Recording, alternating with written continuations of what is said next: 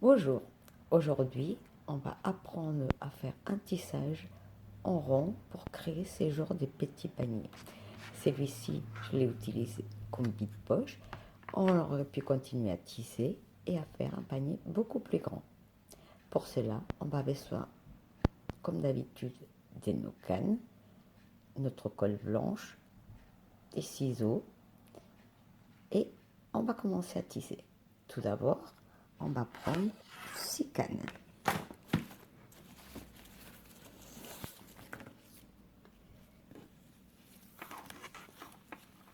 Avec les 6 cannes, on va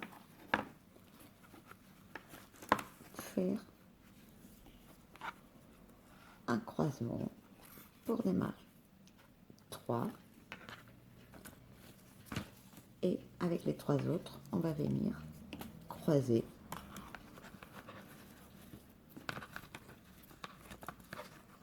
en dessous, au-dessus et en dessous. On place une fois qu'on obtient ceci, je vous conseille de mettre un petit point d'école à chaque fois. Ça va vous aider pour continuer votre travail.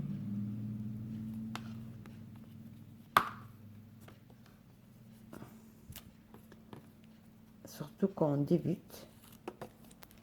Après, au fur et à mesure, vous aurez capable de le faire sans colle, mais si vous commencez, je vous conseille de faire cela à chaque fois. On va venir encore avec une autre canne qu'on va mettre en diagonale et qu'on va passer en dessous.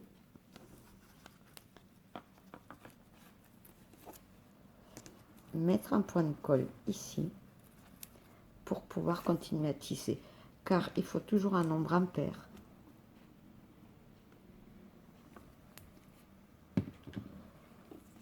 Une fois que celle-ci est bien maintenue, on serre bien le tout.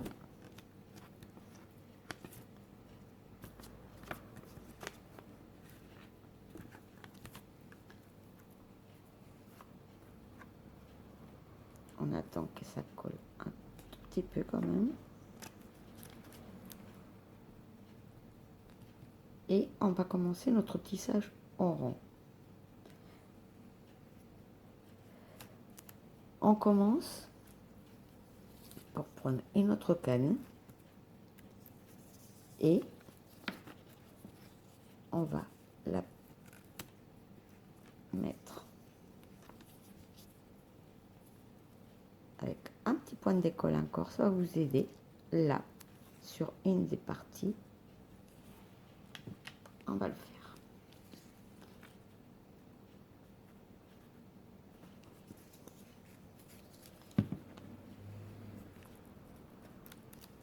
Voilà, j'avais aplati un petit peu la pointe pour commencer à tisser et je viens, comme avec à mon habitude, je passe au-dessus de celle que je viens d'installer, en dessous de la suivante,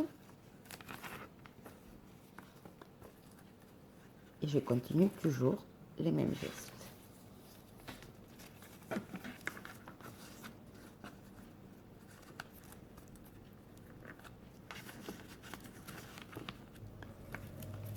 Tout autour, au-dessus, en dessous.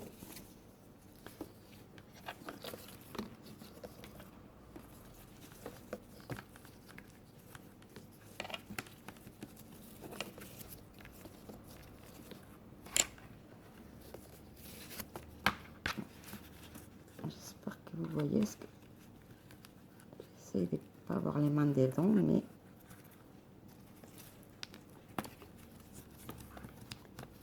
je suis obligée de tenir avec mes mains. Je fais le tour. Donc toujours en dessous, au-dessus, en dessous.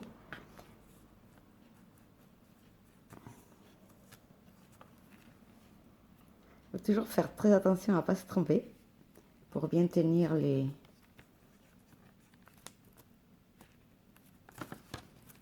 je tire, j'essaie de serrer au maximum.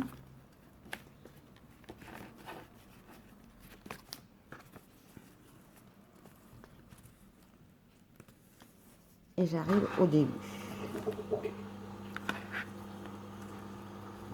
Là, je serre le maximum que je peux. Voilà. Vous voyez assez bien. Ce qu'on va faire, c'est qu'on va,